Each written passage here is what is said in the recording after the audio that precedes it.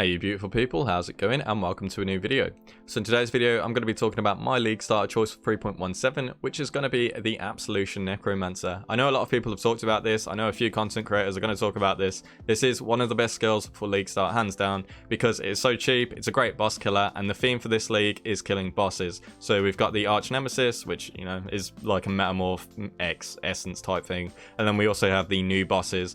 You can also get, you know, multi-strike and stuff, woke multi-strike and stuff from the Maven invitations now, which is pretty insane as well. So yeah, this is a great choice. Absolution only really needs the Doryani's prototype in the endgame to do absolutely huge damage, and it's, you know, it doesn't even have to be 6-linked. The clips in the video that you're seeing now are with me just basically using a Doryani's and a +2/1. The rest of the gear is absolute garbage. I don't have any like real good damage jaws in this build or anything, and as you can see, the DPS is absolutely fine. So if you're thinking about playing this build, let me tell you now, the pros are that it is solo self-farm viable, it's very, very strong. It is quite tanky. It's not giga tanky, but it is quite tanky because it has 50 plus block chance and spell block, and it also has quite a lot of armor when you're using Doryani's.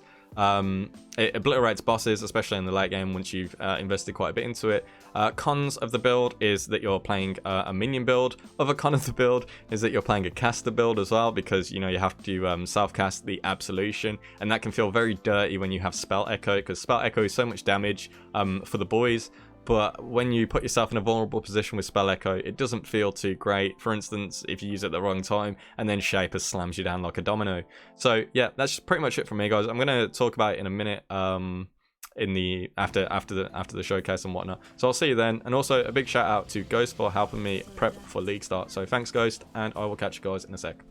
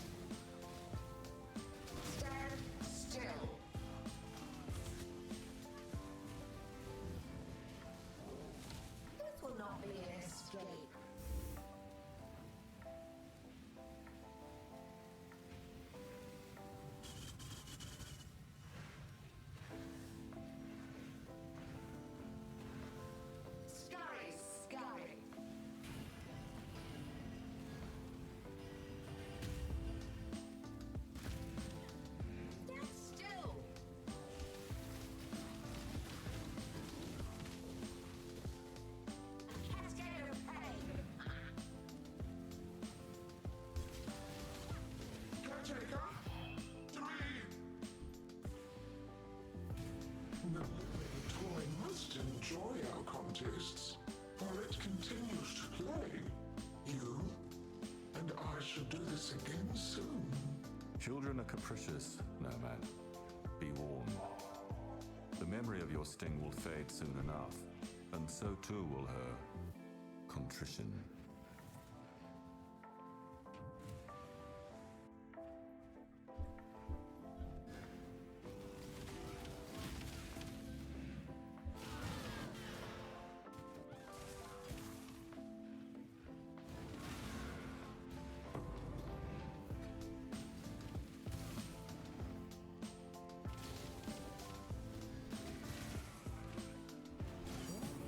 And not before.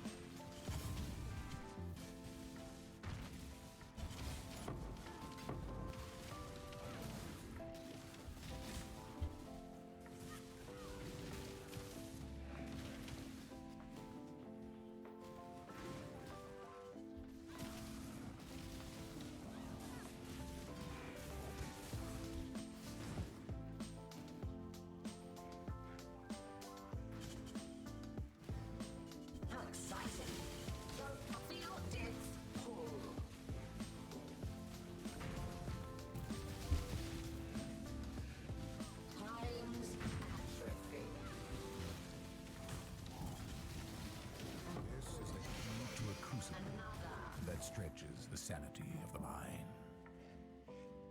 Okay guys, so in 3.17 I've done a spreadsheet which is packed full of information about Absolution, just so you can view it at your own leisure on a different monitor while you're playing or something like that. So let's just cover what's in it very quickly. So we have leveling guides up to Act 3, which are good for inexperienced players. Obviously not for you because you're an absolute speed demon, but for a lot of people that aren't as good as you, you know, this will probably be helpful. At least I hope it will, because it took me quite a while to write out. So this is just basically the smoothest way that I found to level the build up, as I did a few solo self-found runs. What gems you want at what particular, you know, reward from like when you're in Act 1, and what you want to take from Nessa and what you want to buy from Nessa, just to smooth things out. Tips here on how to kill Brutus. If you're new, I know for a fact you're getting slapped around by Brutus, because I absolutely did when I tried to take him on with my Firestorm Totem Duelist. So yeah.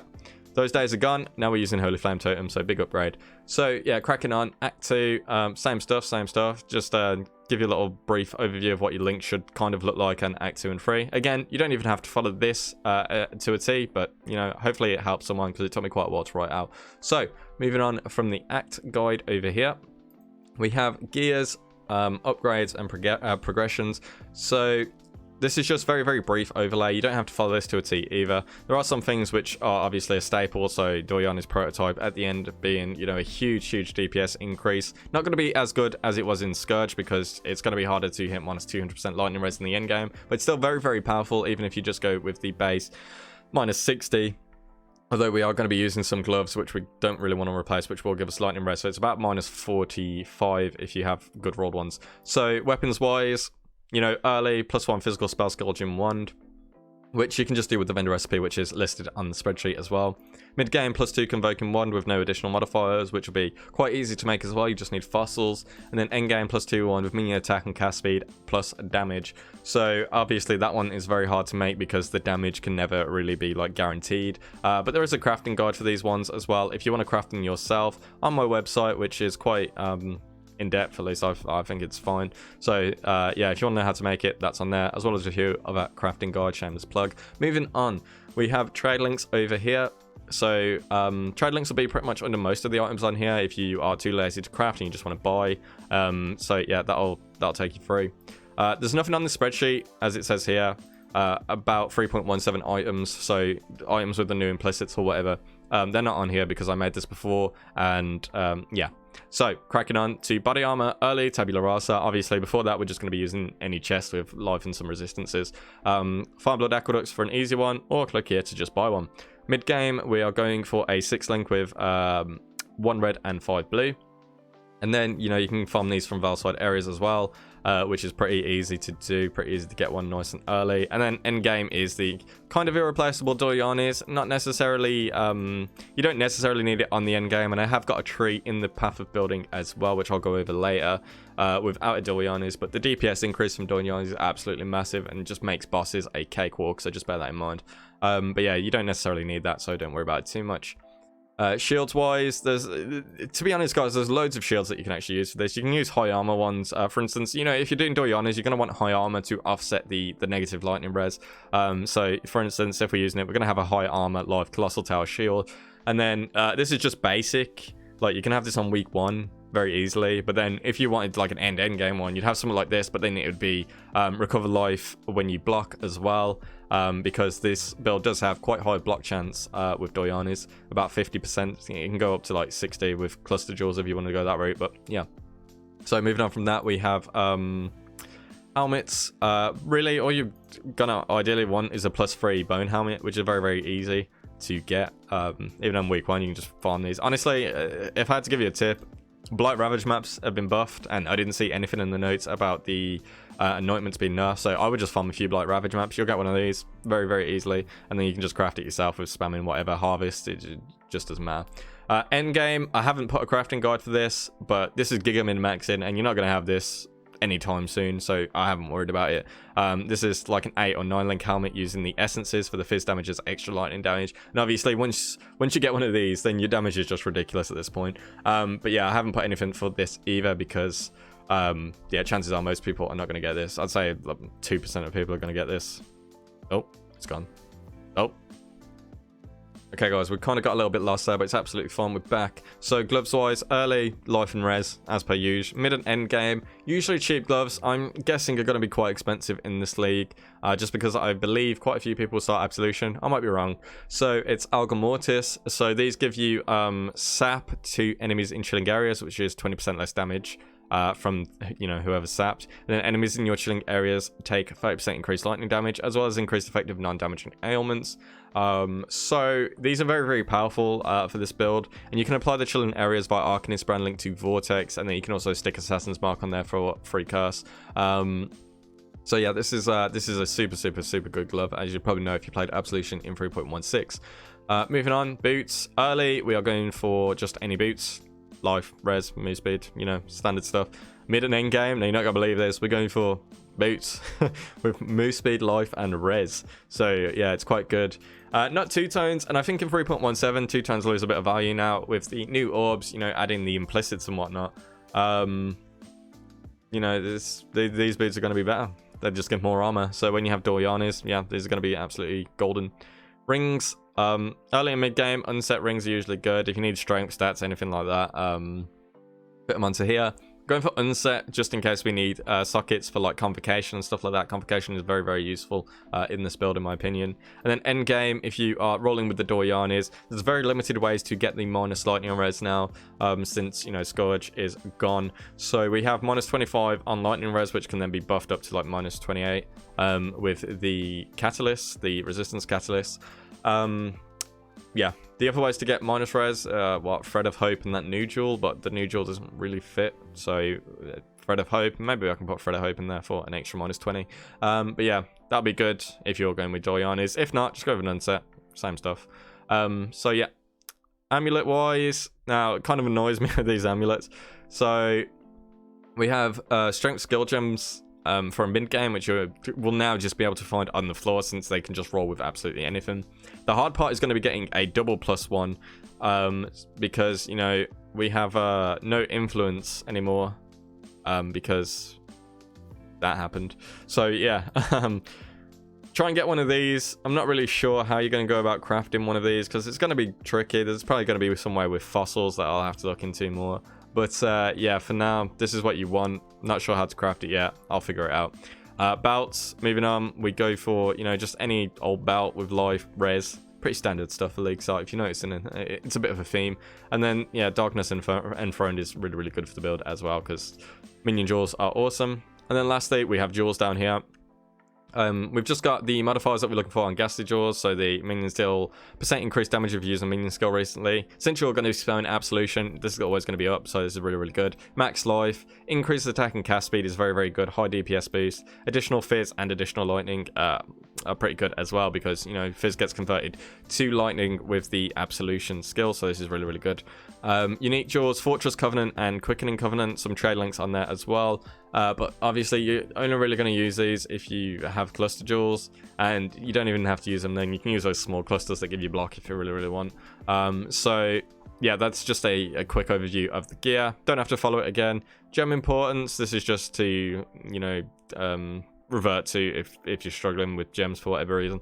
So there are a bunch of different aura setups you can use for this build, and I'll try quite a few of them out. So once you have Dorianis, you kind of need determination. Without Doriani, you don't really need determination. It does give you a bit of defense, but is it worth it? I don't know.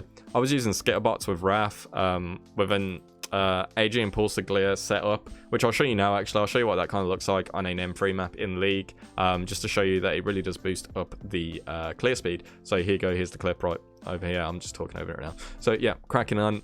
We also have a DPS setup if you do not have Dorianis, which is Wrath, Zealotry, Generosity, and Tempest Shield.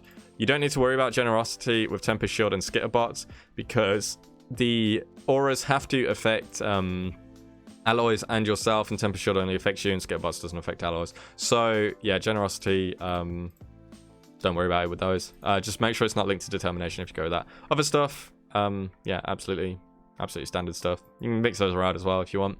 AG setups 3.17. So a bunch of different ones. We have the early budget Animate Guardian utility bot with Dying Breath, Victorious Flight for move speed, Leer Cast for more damage, Southbound Soldier Gloves for life, and then some, you know, body armor with just good res and stuff. And this one may die, but you don't really care because it's like a 5C Guardian, 6C maybe. After that, we have a bunch of different setups. So we've got Explode Clear Animated Guardian, higher budget. Now, this is optional. You can drop temper shield for scatterbots as I wrote here, and you'll lose some defense, but you will gain 100% free explode, especially if you're using convocation. So if you put Gravebind and impulsors onto your Animate Guardian, then this will count as the Animate Guardian killing absolutely everything as long as he's near the minions, near the mob, sorry, that die, as well as the Kingmaker. So since you're going to be kind of tanky anyway, it doesn't really matter too much if, you know, you just convocate him on, and everything will explode as you saw in the clip. And then, you know, you just get some survivability for your boy with some hats and some gloves. So yeah, we have nearby enemies have -9 lightning res. Not necessary as well. You need resistance on these. I put up here the base is 40% elemental res and 20% chaos res for the Animate Guardian. So just bear that in mind when you're buying gear for him. After that, we got the high budget DPS, which is the Crown of the Tyrant, Guard of the Ephemeral, Kingmaker. Yeah, some more defensive stuff for your boy. So yeah, Crown of the Tyrant gives the nearby enemies -10 res, as well as if you got a blue socket, you and nearby allies deal 16 to 144 added lightning damage. So this is very, very strong, very, very expensive, usually about 3 or 4x. Don't let him die, kick W. Moving on, Unkillable Animate Guardian, the one you probably saw a lot in 3.16, is the Mask of the Stitch Demon, paired with a standard rare chest where you will, you know, you have fat life in it like this, and then you will craft on the gain % of maximum life as extra maximum energy shield, which gives you a ton of energy shield, making you regen a ton of life because of this.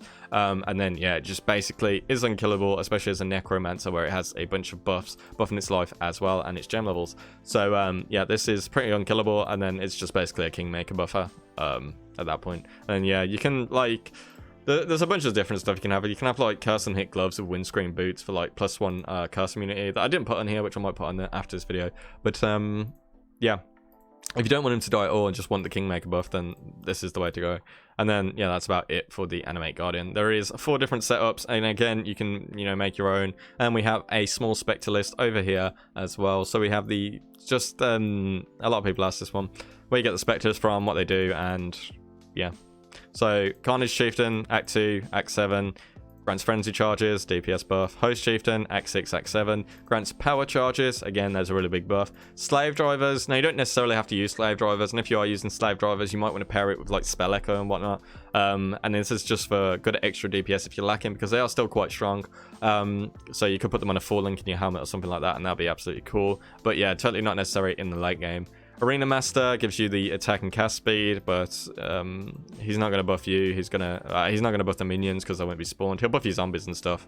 But yeah, he gives you more cast speed for Absolution. And then the Primal Rex Matriarch, which is the Harvest Tier 4 Primal Seed, which you'll probably never see and have to talk to somebody in Global or a friend to get you this. This one is an absolute beast DPS monster. AoE Screech, which does 50% increased lightning damage taken on the enemy's hit, so it's massive DPS buff. And then this is the ideal setup down here. If you have level 25 raise Spectre, then you can raise 4. So yeah, that's the ideal setup. Now that covers the spreadsheet. Hopefully there's nothing missing from that. I'm going to jump into the path of building right now. POB, I mean, sorry, the spreadsheet's in the description if you want to look at it. If you want it on the side while you're playing the game, then yeah, go for it. Okay guys, so when you come into path of building, there's going to be this little leveling tree down here. This little menu, I should say. This has got a bunch of leveling trees for Act 1, Act 2, Act 3. This is the pathing guide, so I can solo Southbound. I felt it worked quite well. I didn't struggle at all in the acts. Boss is melted. So yeah, this is what I went with. Also, the ascendancies up here will change as well as you progress. I'm showing you which ones to take first. I'm on this aggression up here. You can just follow the POB. It's very, very simple. Just click each one of these. And then it goes all the way to Act 10. After Act 10, I've just kind of jumped to 93 because mostly, for the most part, you're just going to be picking up defensive nodes, i.e. life, or this Grave Intentions down here is pretty good. You don't necessarily have to take it, but it does make your Animate Guardian quite tanky. If you don't want him to die. So if I jump to this one, which will most likely be the one that you would follow with no Doyanis, You don't necessarily have to follow this either, but this is what I was running with Determination. Fizz damage reduction 82%, block chance 70, and spell block 75. So my gear is more equipped to having no lightning res, so I didn't just ignore that. But yeah, this is quite tanky, to be honest. You'll find it hard to die with this particular setup, but your DPS will be significantly worse than Doryani's. There's no question about it. Your DPS may lack on the tier 14s plus, but it should be fine getting up to tier 14 quite easily. After that, on the Doryani tree over here, as you can see, the Doryani tree, the damage spikes pretty much almost double. Yeah, it's pretty insane. It's just insane for this build. So yeah, for the Doryanis, we're not going with the block nodes or anything like that, simply because they give a lot of Ellie res, and you don't want lightning res. You just want to have this as low as possible. So yeah, we're going for just life nodes. This determination node down here for the res as well. Some, I guess these are okay because they give you more ESV Eldritch Battery, which is pretty good. So you never run out of mana. You can infinitely cast your skills while having all your auras reserved. Yeah, it's pretty standard. And then after that, we have Cluster Jewel Tree over here, which is what you can eventually go into if you want. You don't necessarily have to have 2 clusters either. You can just use one and then use whatever you want inside those. But yeah, obviously that buffs the DPS up quite a bit as well. That's like, what, 33% increase with 2 of these. Life is still, where's my life on this thing? There is 4,899 with a decent block chance of 58 and 51.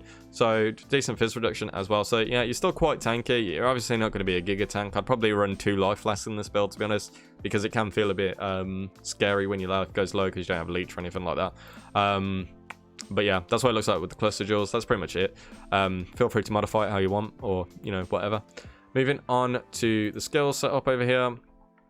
I've also, as well as being in the spreadsheet, I've put them in here just so you can see, if you just want to click through this instead, what I was using as I went along. Up to Act 4. After Act 4, you're pretty much set, so I wouldn't worry about it too much. And then final gem setups over here, which will be your, you know, your end-game stuff. Absolution, you may find the clear bad in later maps. You can drop Lightning Pen, put Summon Phantasm in, you lose a bit of DPS, but Summon Phantasms will kill quite a lot for you. So yeah, they're pretty good as well. And yeah, that's pretty much it. If you go to the end game, over here, 8-link helmet setup, these are the gems that you want to put in your 8-link helmet. If you get one, if you get that far, and your DPS will be probably around 10 million plus, probably higher. Probably giga high. I don't know, to be honest. I haven't checked. So it will be really high if you have the 8-leg helmet, obviously, because it's very, very expensive. Anyway, so yeah, as for the items that I have in here, I've just got the week 1 gear, which is going to be a +2 gem, decent shield, decent helmet. Doyon is prototype. Algamortis gloves, which are Pog. Just standard boots, standard ring, standard amulet. Nothing too fancy in here. This isn't even a +1 gem amulet on the week 1. Darkness and Throne, very, very cheap. And then for the Ghastly Eye Jewels in this, I've just got the attack speed, increased damage. If you just spam Harvest with speed, you'll probably get one of these eventually. Not too hard to make, you know, not too easy to make, but you'll get some eventually. So yeah, that's pretty much it for the path of building. It'll be in the description if you want it. I'm trying not to drag this video out too much because most of the info's in the POB and in the spreadsheet. So yeah, let me know if you have any questions. Feel free to hit me up on Discord if I missed anything. If there's any changes in the future, I will probably update the video description or the spreadsheet, just based on if there's any changes to the tree in 3.17. But yeah, that's it for now. Catch you guys on the next one. Take care. Goodbye.